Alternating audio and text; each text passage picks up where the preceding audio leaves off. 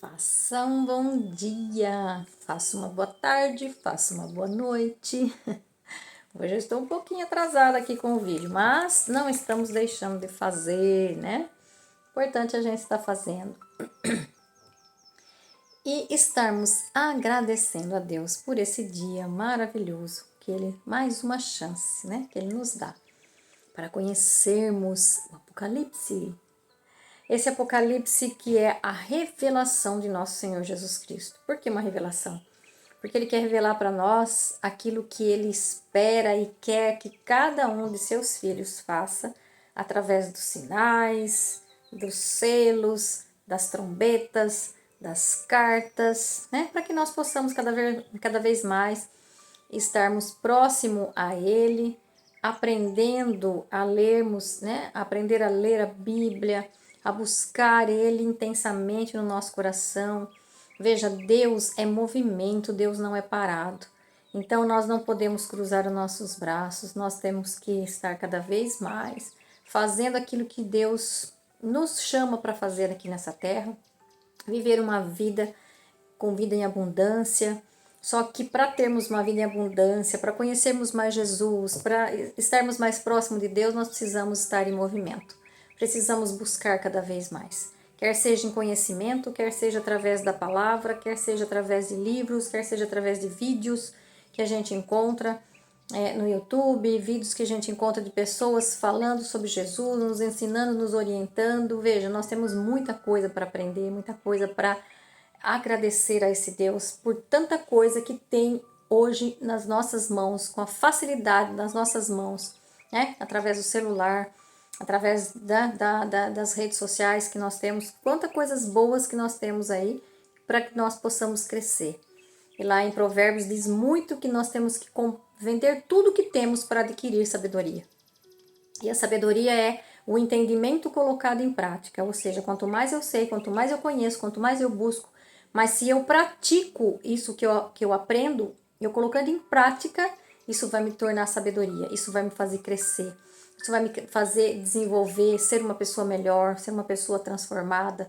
Então veja, Deus nos dá essa oportunidade. E nós estamos aqui hoje conversando um pouquinho sobre Apocalipse, mais um dia, né? Conversando sobre Apocalipse, para que você também, assim como eu estou crescendo, para você também crescer em entendimento, em conhecimento, né? E termos assim sabedoria. Eu peço a Deus todo dia sabedoria.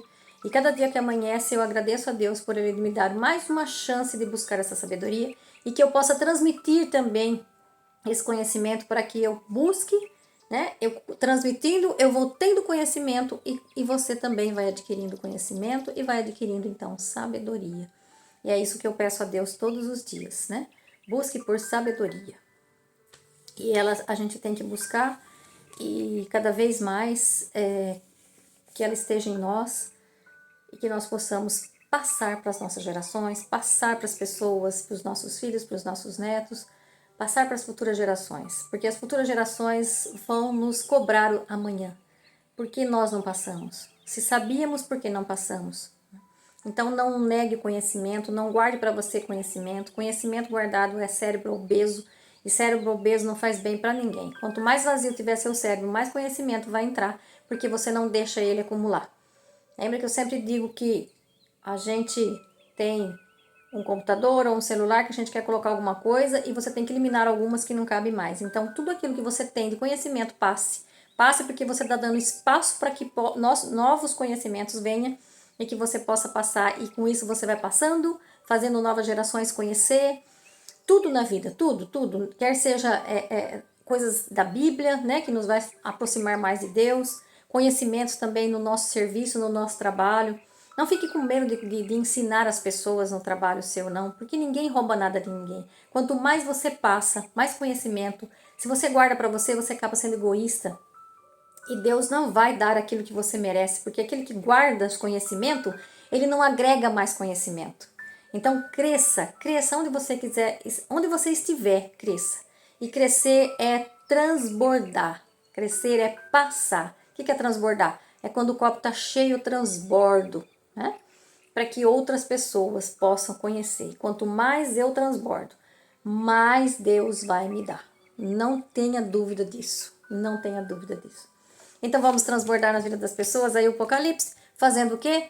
Você aí fazendo, dando o seu joinha lá, repassando, né, para outras pessoas esses vídeos que a gente faz aqui. Quanto mais você passar para outras pessoas, né, compartilhar, mais pessoas vão conhecer essa palavra e mais pessoas vão estar nos unindo, né, unindo umas às outras para que nós possamos fazer um mundo melhor, um mundo mais justo, onde todos possamos ter mais vida e vida e abundância que Jesus veio trazer para nós.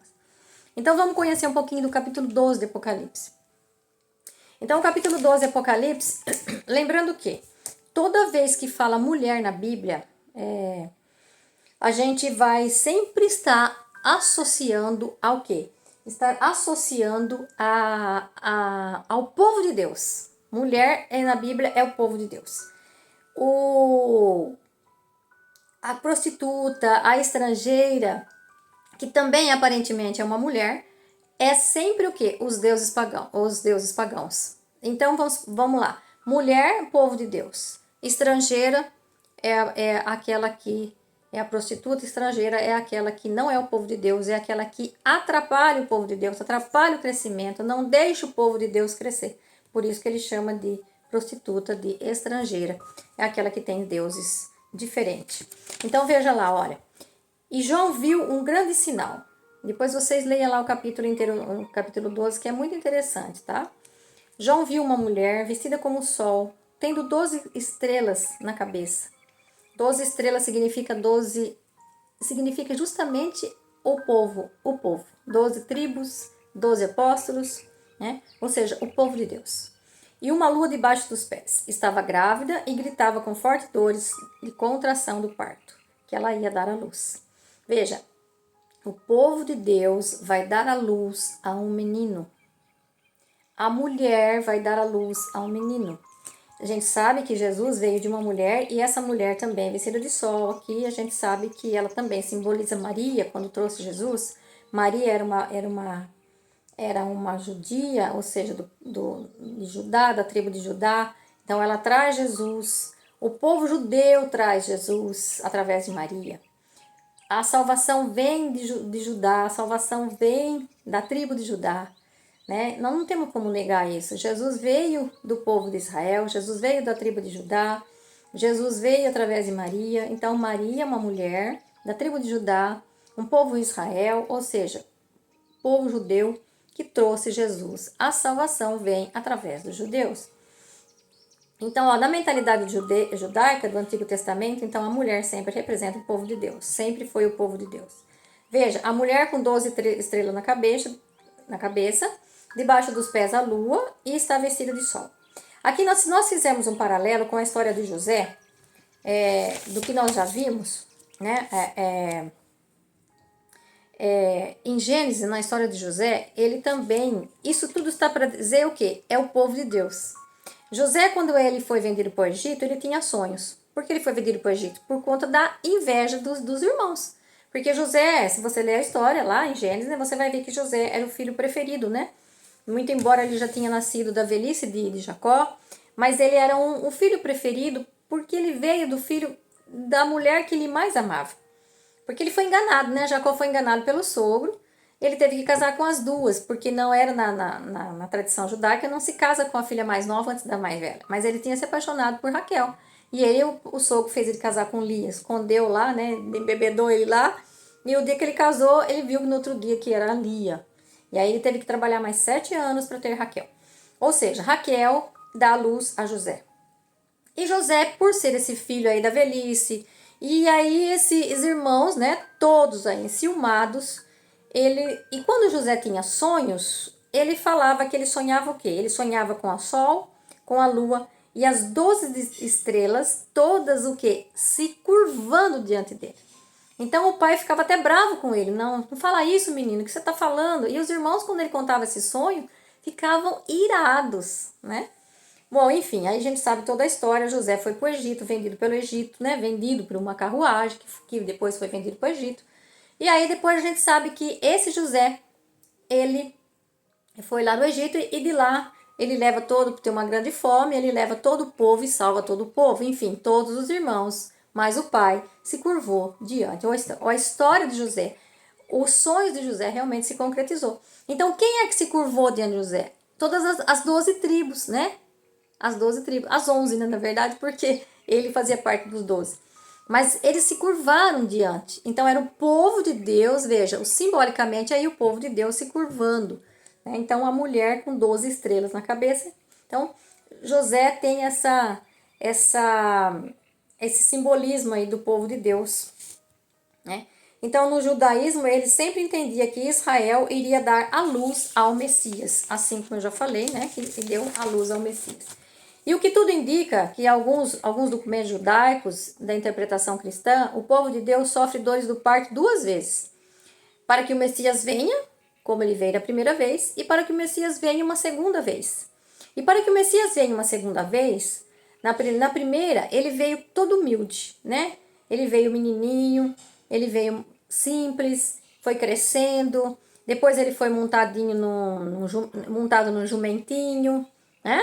Tudo humilde, tudo tranquilo, se submeteu à morte de cruz, né? Ele não veio para cumprir a missão, não veio para cumprir a vontade dele, não veio para fazer aqui na terra a vontade dele, mas a vontade de Deus, né? A vontade de Deus ele veio aqui para cumprir. Então ele veio como aquele que cumpre a vontade do Pai, submisso ao Pai. Ou seja, o que o Pai faz, o que o Pai fala, o Filho faz. E ele nos ensina também a nós sermos assim. Porque quando nós formos pessoas que estamos fazendo a vontade de Deus, nós estamos nos colocando à disposição de Deus e Deus vai fazer de tudo pra gente. Mesmo que a gente sofra, porque Jesus sofreu o pior das dores, porque ele no final ele disse: Pai, por que me abandonaste? Né? Então veja, Jesus sofreu o abandono do Pai. Mesmo que hoje você esteja sofrendo aí o abandono, eu fui abandonado, fui desprezado por minha mãe, desprezado pelo meu pai. Não, você não foi desprezado por Deus, porque Deus te criou. E mesmo que você esteja sentindo esse abandono aí, pode ter certeza que você vai sair dessa e você vai passar pela ressurreição, assim como Cristo ressuscitou. Tudo aquilo que Jesus passou, depois veio a ressurreição, ou seja, uma nova vida transformada. Do sofrimento surge uma nova vida. Então Jesus trazendo para nós a salvação. Então a primeira vez ele vem submisso, ele vem obediente ao Pai. Na segunda vinda, ele virá então com grande poder e glória, que está lá no Apocalipse falando, né? Ele virá com grande glória nos céus. E nós veremos, porque ele vai vir para julgar com grande ira. Veja, na primeira ele vem para salvar. Na primeira ele vem para salvar. Ele vem manso para te salvar. Ele veio para tirar você desse sofrimento, para tirar você da angústia, para falar que você tem uma vida nova, mas que você precisa fazer a sua parte, porque ele já fez a dele. Percebe? Olha que interessante. Ele veio trazer a salvação para todos. Ele não veio para crucificar aqueles que estavam no sofrimento, não veio para julgar, ele não veio para quebrar o cano que já estava rachado. Não, ele veio para te salvar. Ele veio para nos salvar. Ele veio para nos dar a vida eterna, nos tirar daquela morte que estávamos pelo diabo, né? Que ele tinha poder, ele tem poder aqui nesse mundo, mas hoje ele não tem mais poder, porque Deus já esmagou a cabeça dele. Só que a gente sabe que ele vai ter um limite de tempo até a segunda volta de Cristo, que é quando ele não terá mais, de forma alguma, poder nessa terra. Por enquanto ele tem. Tem assim, se você deixar, né? Se você der poder para ele, ele terá. Mas Jesus veio para te salvar e te resgatar, para trazer a salvação. E essa salvação ele te dá de graça. Porque nós não merecemos essa salvação. Nós somos pecadores. Mas com essa salvação que ele nos trouxe, essa graça que ele nos trouxe, ele nos faz o quê? Nos faz rever os nossos conceitos, rever a nossa vida, rever os nossos pecados, nos pedir perdão a ele e mudarmos a nossa rota, mudarmos a nossa vida para uma vida melhor, para uma vida que Jesus realmente quer que nós vivamos. Então, por pior que esteja a sua situação hoje, não se esqueça que Jesus pagou na cruz para que você não tenha essa vida, para que você saia dessa vida, para que você mude, para que você se transforme através da cruz que ele veio aqui salvar, nos salvar. Então, por isso, quando Jesus vai falar da volta, ele fala que é o princípio das dores. Assim como teve o princípio das dores lá, que a mulher, como estava com as dores, Jesus vindo. Então, agora, no segundo momento, ele também virá. E o princípio das dores será o quê? Será as tribulações que nós vamos vivendo, os momentos que nós vamos vivendo, as guerras, os terremotos. Lembra que lá no capítulo 24, lá de Mateus, a gente viu isso? Que é o princípio das dores, né? Então, aí seria o novo nascimento de Jesus, ou seja, não é bem um nascimento agora, né? O primeiro foi o nascimento, agora é o quê? É Jesus vindo com poder e glória para julgar aqueles que estão aqui na terra. Ele vem julgar o inimigo e quem estiver do lado do inimigo vai ser julgado com ele. Então não sejamos essas pessoas que estejam do lado do inimigo, né? Mas que estejamos do lado de Deus. Então por isso que Maria, sendo uma mulher judia da tribo de Judá, ela dará à luz a Jesus. E ela é perseguida, né? Ela é perseguida por um tirano que mata as criancinhas de Belém, porque queria achar a criança para matar. E esse quadro, então, é revivido por João, aqui nesse capítulo, porque João aqui ele fala que vê a mulher. E essa mulher que representa o povo, que está grávida, vestida de sol e sendo perseguida por um dragão. Né? E o dragão, aí se a gente vê lá, aí a gente vai ver lá no capítulo 12, continuando, apareceu outro sinal no céu. Um grande dragão cor de fogo, em outras versões fala vermelho, né? Um grande dragão vermelho com 7 cabeças e 10 chifres, e sobre as cabeças 7 diademas, 7 coroas. E a sua cauda ele varria, com sua cauda ele varria a terça parte das estrelas do céu, as quais lançou sobre a terra. E o dragão colocou-se diante da mulher que estava para dar à luz, a fim de devorar o filho dela quando nascesse. Veja. Olha aqui que você entende. Veja, a mulher é o povo. O povo vai dar a luz ao menino. Quem é esse menino? É o Jesus que trouxe a nossa salvação. Ele não quer que você tenha salvação. Então ele está pronto o quê? Ele está pronto para matar. Ele está pronto para devorar esse menino. Só que aí, se você perceber, quem é esse dragão? Para analisar. Quem é esse dragão? A mulher se depara com um dragão cor de fogo, que tem 7 cabeças, 10 chifres, ou seja, ele tem poder. Ele tem muito poder. E a sua cauda varria a terça parte das estrelas do céu. Quem é o sol, a estrela e a lua? Quem são o sol, a estrela e a lua? É o povo de Deus. Veja, o dragão tem poder de varrer a terça parte das estrelas do céu. Então, cuidado, que essa terça parte é o povo que o dragão vai varrer. Que a gente não esteja incluído nessa terça parte. E esse dragão aqui, quem é que fez o papel de dragão aqui? Quem é esse dragão que vai arrastar essa terça parte? Aqui, quando João vê. E o dragão colocou-se diante da mulher que estava para dar à luz, a fim de devorar o filho dela quando nascesse. Quem que perseguiu e matou as crianças para que pudesse matar o escolhido, matar aquele que ia trazer a salvação para nós? Quem foi? O Império Romano. Né? O Império Romano foi aquele que trouxe. É o que está varrendo aí as estrelas, é o que tem muito poder, é o que está pronto ali para devorar a criança quando nascesse, é o que está pronto ali para devorar a sua salvação. Percebe? Aqui o dragão sempre está colocado na Bíblia. Toda vez que a gente vê um nome de um monstro assim, ele está sendo colocado para indicar o poder opressor, aquele que oprime, aquele que quer matar, aquele que quer destruir a vida. Então aqui nós vamos parando por aqui para não ficar muito extenso, mas aqui entenda então, aquele dragão que ele tem muita força, que ele vai arrastar muitas pessoas, aqui ele está sendo simbolizado por um grande dragão, que é o Império Romano, que na época dominava o Israel, dominava toda a Europa, né? Estava sobre o seu domínio, estava sobre as suas, ou seja, tudo aquilo que o povo fazia tinha que prestar conta a Roma. Então aqui ele também se colocou diante da mulher para devorar o filho dela quando nascesse. E não podemos esquecer que esse filho dela aqui então é Jesus, sim, que está pronto para nascer, para salvar toda a humanidade, mas ele está muito irado e está com a sua cauda varrendo uma parte desse povo, né? A terça parte das estrelas do céu, que simboliza o que? O povo de Deus, né? As estrelas, o sol e a lua. E aí, se a gente vê um pouquinho antes, a gente vai ver que os três sinais da volta de Jesus, o sol tornou-se negro, a lua não dá mais claridade e as estrelas caíram do firmamento. Cuidado para que a gente não seja essas estrelas que estão caindo do firmamento, nem a lua que dá claridade, nem o sol que se tornou negro, mas que nós sejamos sim pessoas que levam a luz, né? Que levam a luz, porque a luz ela dissipa as trevas.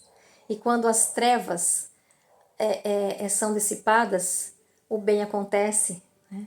Toda vez que eu vivo no pecado, eu confesso esse pecado, eu peço a Deus perdão e me arrependo, eu estou colocando o quê? Eu estou colocando as claras. Então, não tem como a, a escuridão prevalecer quando a luz chega. Então, a escuridão é a ausência de luz. Então, vamos sair, né, da escuridão que muitas vezes nós estamos vivendo, da escuridão que a gente acaba vivendo no dia a dia, e que a gente possa cada vez mais buscar esse Deus maravilhoso, para que a gente possa ter mais sabedoria, cada vez mais adquirir sabedoria, e que a gente possa ir entendendo a sua palavra, essa revelação, né, que ele faz a João, e que nós também possamos ter essa revelação, e que sejamos pessoas melhores, pessoas que realmente querem o bem das outras, querem o bem de si mesmo, né? Se cuidando, porque nós somos templo do Espírito Santo, temos que nos cuidar também, e cuidando das outras pessoas, para que o dia de quando, né, quando a eternidade chegar, ele diga para nós assim: vinde benditos do meu Pai. Então, fique com Deus, um beijão no seu coração.